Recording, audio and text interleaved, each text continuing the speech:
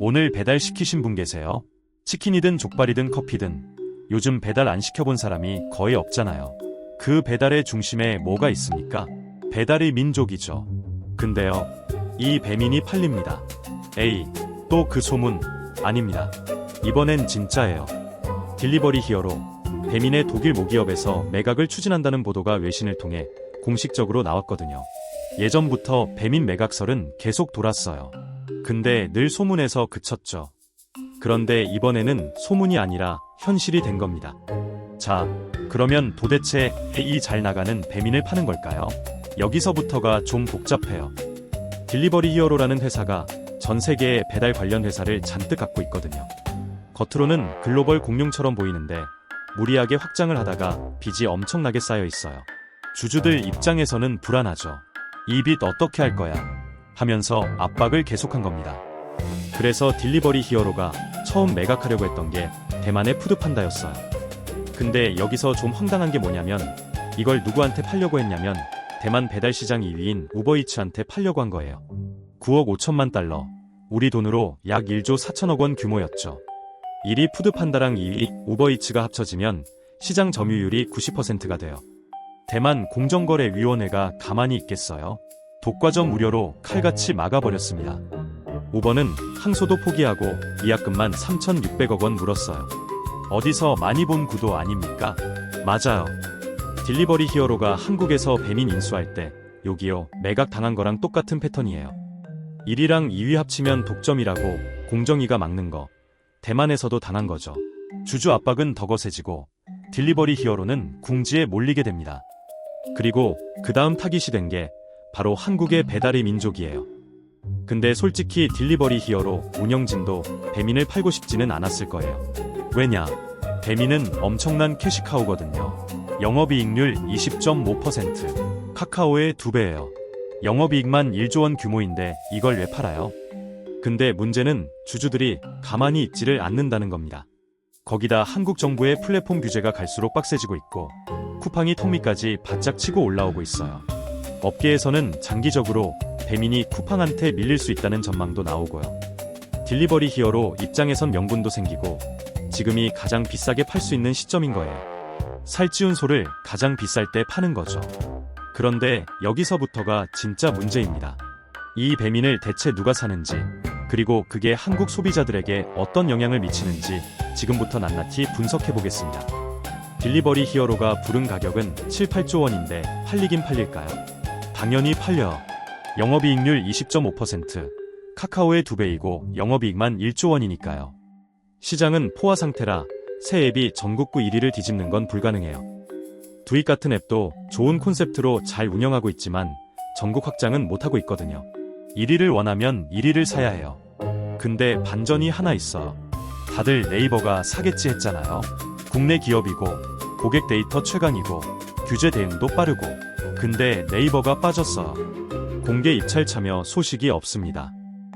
성장 둔화된 배달 시장에 7, 8조를 넣느니 예예 쓰겠다는 거죠. 쿠팡이츠 추격, 수수료 규제, 라이더 노동자 문제까지 안고 갈 이유가 없다고 본 거예요. 그러면 남은 선택지가 3개예요. 첫 번째 후보, 싱가포르 그랩입니다. 동남아 배달의 강자죠. 근데 재무가 흔들려서 7, 8조짜리를 사놓고 제대로 운영할 수 있을지 의문이라는 썰이 있어요. 두 번째 후보, 미국 우버이츠인데요. 한국에서 한번 실패하고 나간 전력이 있어서 신뢰가 부족하지만 쿠팡이츠의 원조격이라 들어오면 경쟁이 제대로 붙을 수 있다고 보고 있습니다. 아무래도 미국 기업이다 보니 배달 라이더한테 유리해질 수 있다는 기대감도 있고요. 세 번째 후보는 중국 메이투안입니다. 현실적으로 가장 가능성이 높다는 평가를 받고 있어요. 알리바바와 손잡은 거대 기업이라 돈도 되고 배달 노하우도 있죠. 근데 중국 기업이 들어오면 중국인 라이더가 판을 잡을 수 있다는 우려가 제기되고 있습니다. 중국인 라이더 평균 배달 단가가 400원이랍니다. 한국인은 거리마다 다르지만 약 2,500원 정도가 평균이고요. 당연히 기업 입장에서는 저렴한 노동력을 대체해서 쓰려고 할 겁니다. 여러분은 이 셋 중에 어디가 차라리 나을 것 같으세요? 댓글로 한번 남겨보세요. 근데요, 사실 누가 사느냐는 반만 중요합니다. 진짜 핵심은 인수 이후에 벌어지는 일이에요. 자, 여기서부터 좀 불편한 이야기를 해야 됩니다. 인수 이후에 뭐가 벌어지느냐? 이건 사실 패턴이 있어요. 어떤 기업이든 M&A를 하면 거의 똑같은 순서를 밟거든요. 인수 후 반년 동안은 적응기라서 겉으로는 아무 변화가 없어요. 조용합니다. 근데 속으로는 무섭게 돌아가고 있어요. 새 주인이 이 시기에 뭘 하고 있냐면 시장의 동향과 노동자인 라이더들을 관찰하고 있거든요. 얼마나 뭉쳐있는지, 요구 사항을 얼마나 세게 내는지, 아니면 조용히 따라오는지. 이걸 보고 앞으로의 정책 방향을 정해요. 쉽게 말하면 노동자들이 만만하면 세게 조이고 만만하지 않으면 좀 조심하는 거예요. 모든 인수의 역사가 그랬습니다. 그리고 이때 정해진 방향은 잘 안 바뀌어요.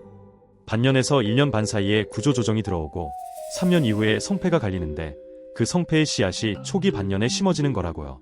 기선 제압이 전부예요. 생각해보세요. 배달 플랫폼이 처음 생겼을 때도 똑같은 패턴이었습니다. 갑자기 앱이 나와서 폭발적으로 성장하는데 그때 노동 조건이나 수수료 구조 같은 걸 제대로 잡지 못했죠. 그 초기에 기선을 못 잡은 대가를 지금 플랫폼 종사자들이 치르고 있는 겁니다. 근데요, 솔직히 인수 이후 걱정하기 전에 더 급한 게 있어요. 인수 전에 딜리버리 히어로가 배민 팔기 전에 뭘 할 것 같아요? 당연히 몸값을 올려놓으려고 하겠죠. 카드가 두 장이에요. 첫 번째는 로드러너입니다. 딜리버리 히어로가 만든 앱인데 배민이 여기에 사용료를 내고 있거든요. 로드러너가 뭐냐면요, 우리가 배민에서 주문하면 라이더를 찾고 있습니다 라고 뜨잖아요.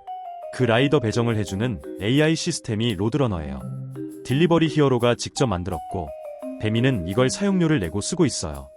나중에 배민이 팔리더라도 이 사용료는 딜리버리 히어로한테 계속 들어가는 구조를 만들 겁니다. 쉽게 말해 회사는 팔아도 앱 사용료는 계속 받겠다는 속셈이죠. 매각 전에 이걸 빡세게 안착시켜 놓으면 누가 인수하든 사용료를 계속 받을 수 있어요. 사람은 한번 적응하면 변화를 싫어하니까 새 주인도 쉽게 못 바꿔요. 딜리버리 히어로한테는 배민 팔고도 계속 돈 들어오는 수수료 연금인 거죠. 그래서 로드러너가 더 빠르게, 더 빡세게 시행될 거예요. 두 번째, 영업이익 극대화를 추진할 겁니다. 비싸게 팔려면 영업이익을 최대로 올려야 하잖아요. 영업이익 올리는 가장 쉽고 빠른 방법은 비용을 줄이는 거예요. 그 비용이 뭘까요? 라이더 배달료를 깎고 상점 수수료를 올려서 본사만 더 배불리는 시스템을 만들 겁니다. 소비자 입장에서는 당장 음식값이 똑같을 수 있어요.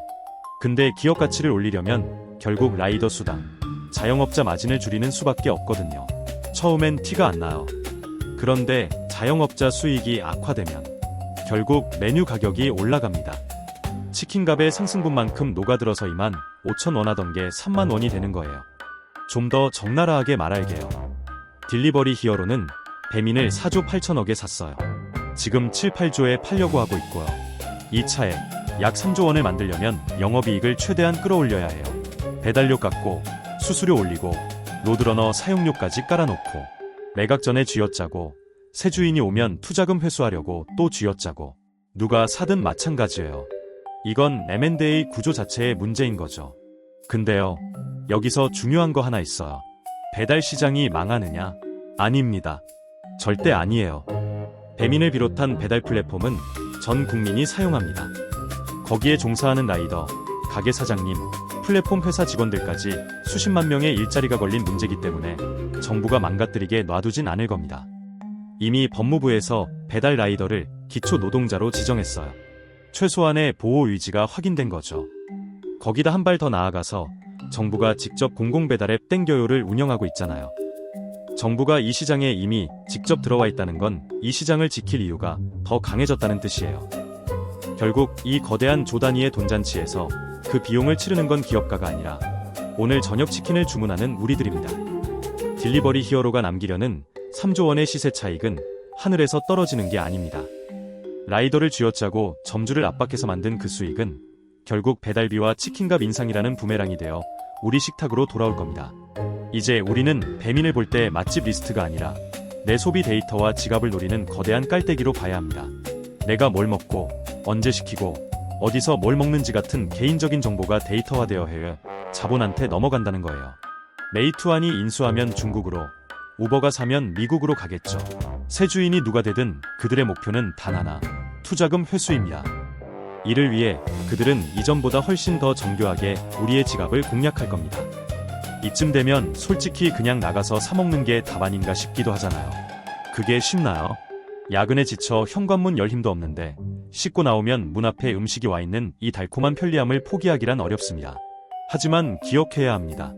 내 입맛 정보를 넘겨주는 대가로 내 지갑까지 털려야 하는 불편한 진실이 이미 우리 앞에 펼쳐지고 있다는 거요. 단골집이라면 가끔은 앱 대신 매장으로 직접 전화해 포장 주문을 해보세요. 플랫폼에 바치는 10에서 20%의 수수료와 배달 비용까지 아끼게 된 사장님의 서비스나 고기 한 점으로 돌아오는 기분 좋은 경험을 하실 수 있을 겁니다. 그래도 배달을 시켜서 드셔야 하는 상황이라면 조금 불편하더라도 땡겨요 같은 공공 배달 앱으로 시켜 드세요. 배민이나 쿠팡의 독주를 막을 수 있는 최후의 보루니까요. 이런 경쟁자들이 사라지는 순간 민간 플랫폼의 수수료 폭주를 막을 수 있는 브레이크는 영원히 사라집니다. 결국 결론은 이겁니다. 쓰되 길들여지지 말자. 수수료가 오르면 의심하고 음식값이 이상하게 뛰면 목소리를 내야 합니다. 커뮤니티에서 던지는 이거 너무한 거 아니냐는 한마디가 기사가 되고 결국 정책을 바꿉니다. 자본은 수익을 쫓아 국경을 넘지만 우리의 식탁은 이 땅에 남아야 하기 때문입니다. 오늘 밤 여러분의 선택은 무엇입니까? 지금까지 출근길 경제학이었습니다.